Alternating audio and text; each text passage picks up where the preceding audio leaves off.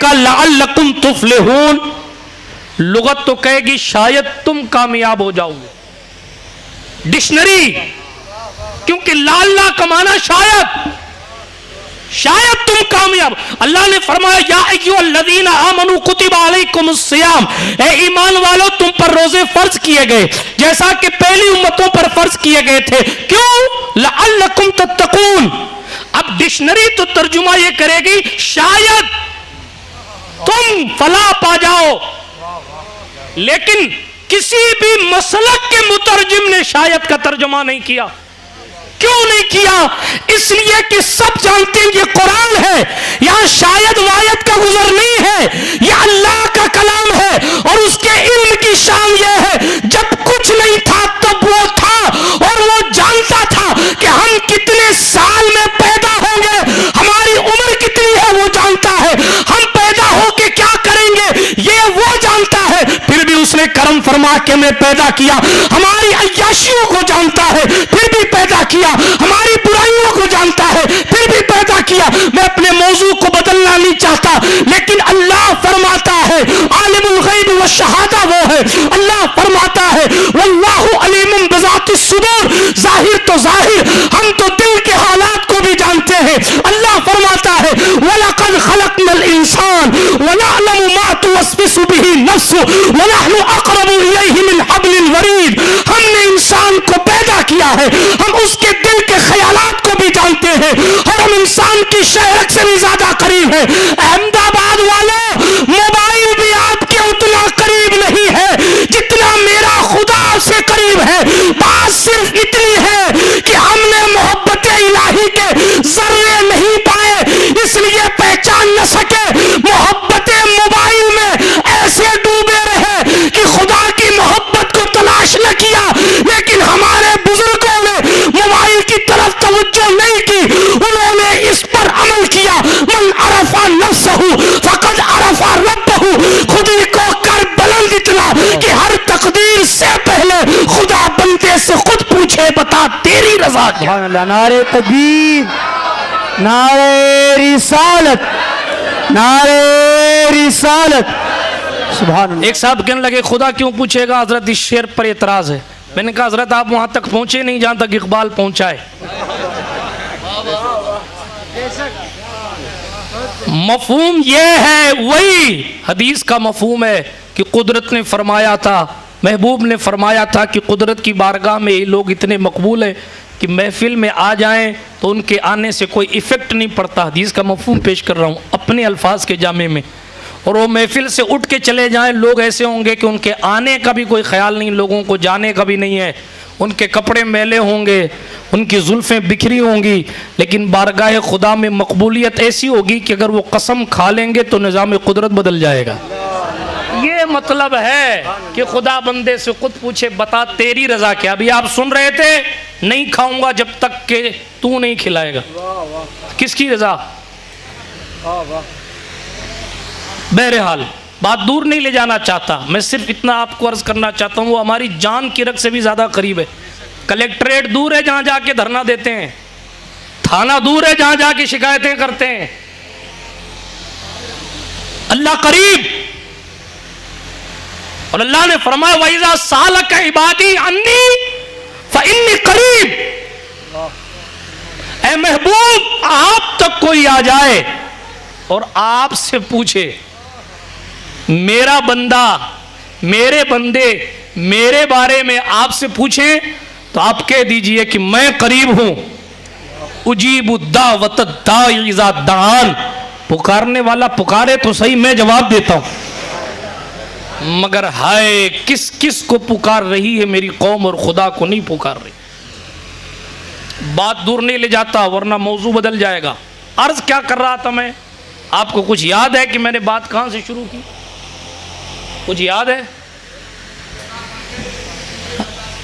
अरे वाह वाह क्या बात, इकबाल की रूह खुश हो जाएगी आपको ये शेर याद।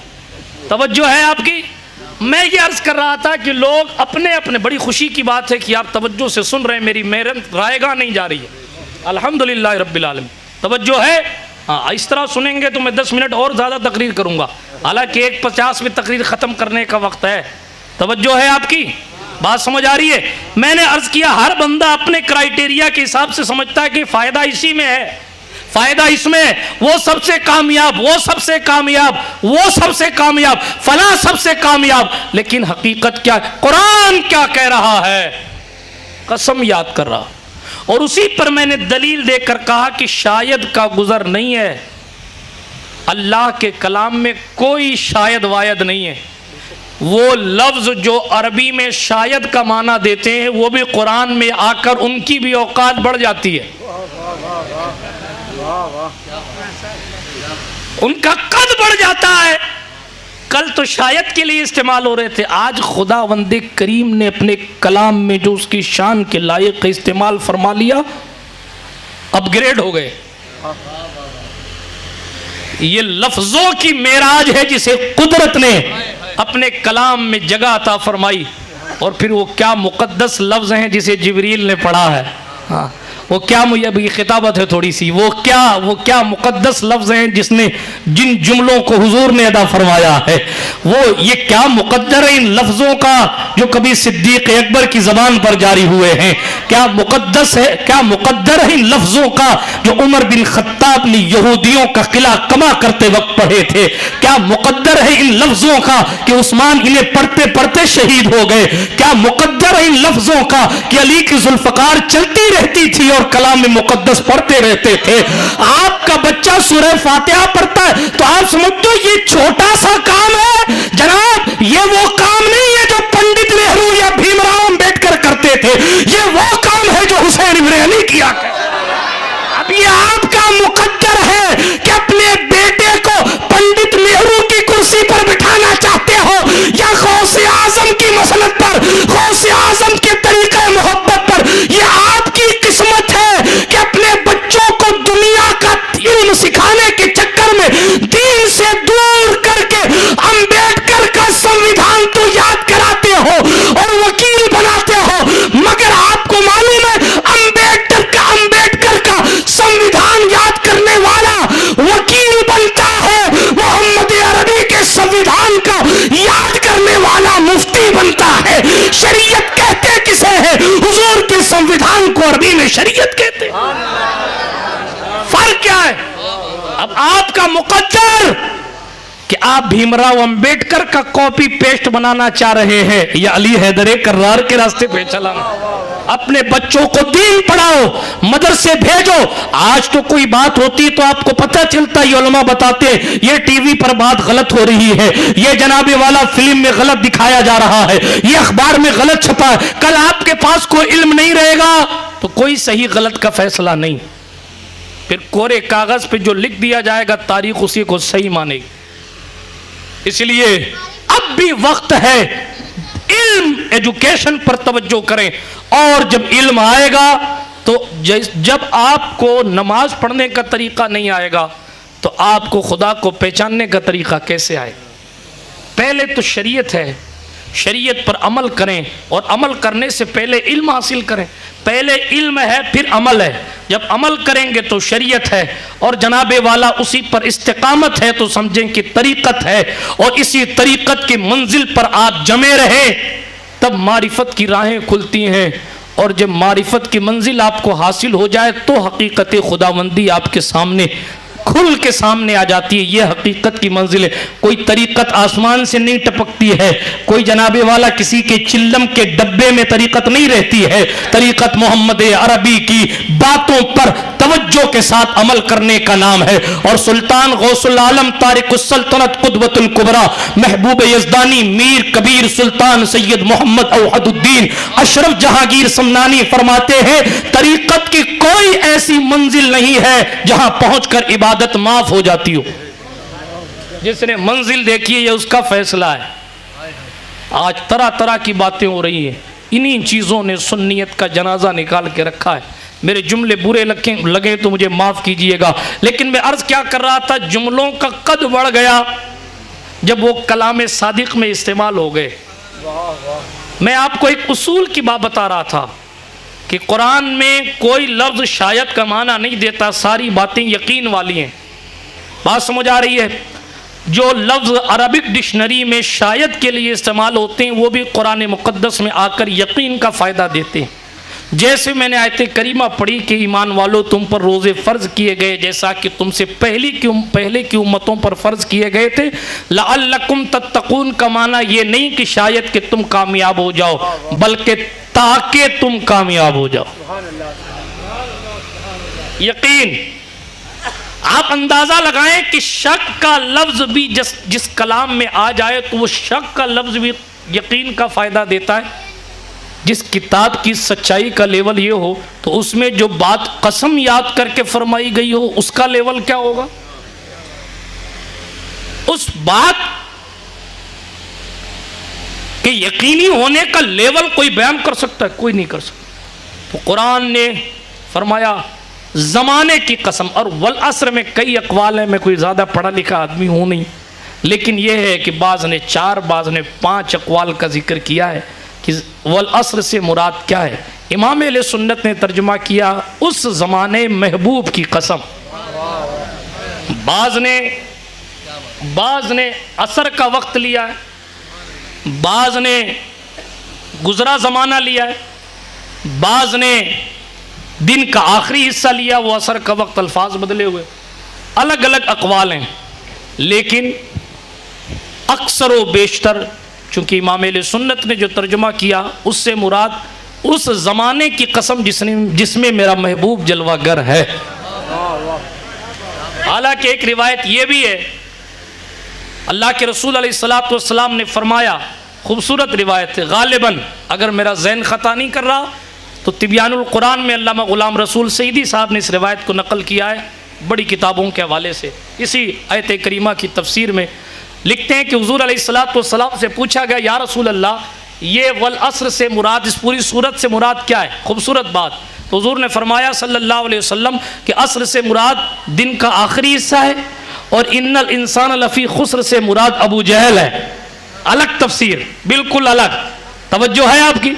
इन्नल इंसान लफ़ी खुस्र से मुराद अबू जहल है, इल्लल लज़ीना आमनू से मुराद अबू बकर हैं, इल्लल लज़ीना आमनू से मुराद अबू बकर हैं, व अमिलुस सालिहात से मुराद उमर बिन खत्ताब है, व तवासो बिल हक़ से मुराद उस्मान गनी है, और व तवासो बिस सब्र से मुराद अली हैदर कर्रा। ये भी एक तफसीर है, ये भी एक तफसीर। मगर ज़माने महबूब की कसम, उस ज़माने से ज़्यादा कीमती ज़माना कौन सा हो सकता है जिस ज़माने में हुजूर ज़मीन के ऊपर जलवागर थे कि सूरज कभी इंतज़ार कर रहा था कि वो आवे, और जिस ज़माने में सूरज, मेरा इश्क कहता है कि सुबह सूरज जब तुलू होता था तो अपनी कई गुना ज़्यादा तवानाई के साथ, इशान के साथ तुलू होता था कि अभी वो दिन चल रहे हैं कि जिसके नूर से मैं बनाया गया हूँ, उसके ज़ुहूर को मैं अपनी आंखों से देख रहा हूँ।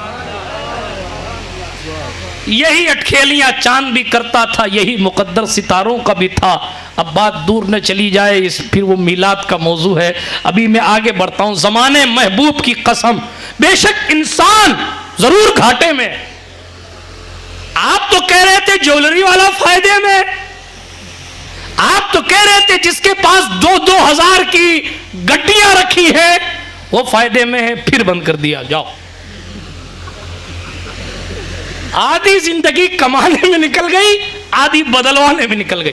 ये सब गुजरातियों की खैरात है, अल्लाह की पनाह।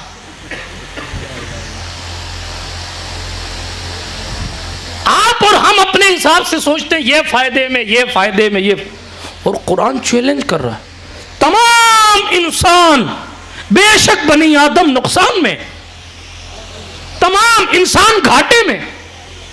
आप तो सोच रहे थे मेरे पास 1 करोड़ रुपया रखा है, मैं फायदे में हूं। आप तो सोच रहे थे अल्लाह ने मुझे 5 बेटे दिए, मैं फायदे में हूं।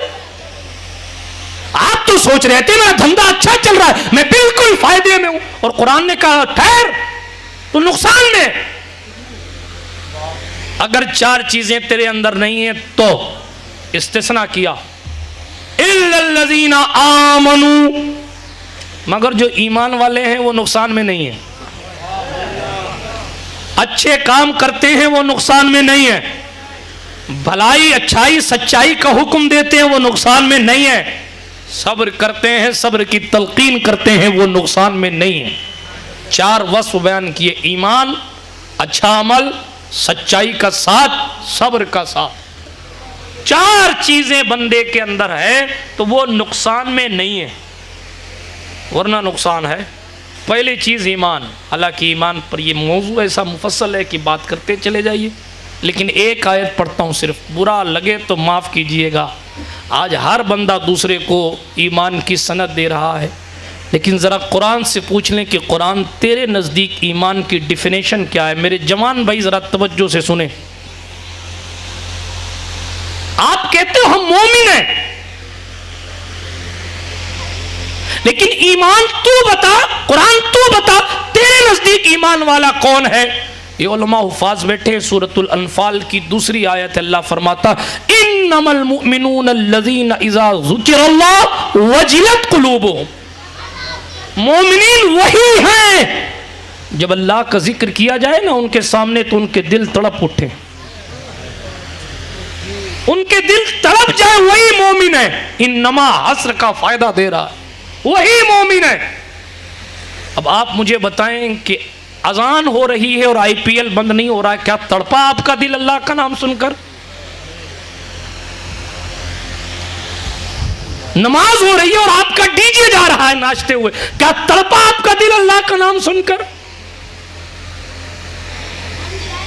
ईसा अलैहिस्सलाम के सामने साहिब नुज़हतुल मजालिस लिखते हैं कि सरकारे ईसा जो मुर्दों को जिंदा करते थे, उनके सामने अगर मौत का जिक्र किया जाए तो ईसा की आंखों से आंसू निकल पड़ते थे। क्या मौत की तकरीर सुनकर आपका दिल मचल रहा है? ये ईमान की कौन सी कैटेगरी है, ये फैसला आप कर लीजिए। मैं मुफ्ती हूं नहीं, या मुफ्ती गुलजार साहब से फतवा ले लीजिए।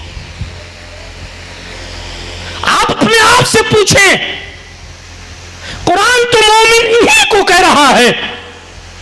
मेरी कौम का जवान आईपीएल के सट्टों में लगा है, मेरी कौम का जवान अपने बुजुर्गों की ताजीम भूल गया, मेरी कौम का यह हाल है अल अमान वल हफीज कि चंदे करके बेटियों की शादी के लिए पैसे जमा किए जाते हैं और मंगनी में लोग, उसी गरीब घर का हाल ये है कि मंगनी में बजाय जनाबे वाला पैसा खर्चा करके, पैसा बचाकर जो है और खुशी के साथ शॉर्ट कम खर्चे में शादी की जाए, मंगनी में लोग नाचते हुए चंदे के पैसे से नाच करा रहे हैं। उस कौम के लिए जिब्रील आएंगे क़यादत करने के लिए। जिस कौम का ये हाल हो गया, पहले अय्याशियां मालदार करते थे, आज मेरी कौम का जवान लोन लेके बर्थडे पार्टियां मना रहा है। आज मेरे मुआशरे का हाल यह है कि दुनिया हंस रही है आपकी मजलूमियत पर। इंटरनेट उठाइए, वलियों की गुस्ताखी तो दूर रही, हुजूर की नामूस पर बातें करते करते अब बात खुदा की शान तक पहुंच गई और अल्फाज गंदे गंदे इस्तेमाल करके खुदा को बुरा कहा जा रहा है और मेरी कौम नाच रही है।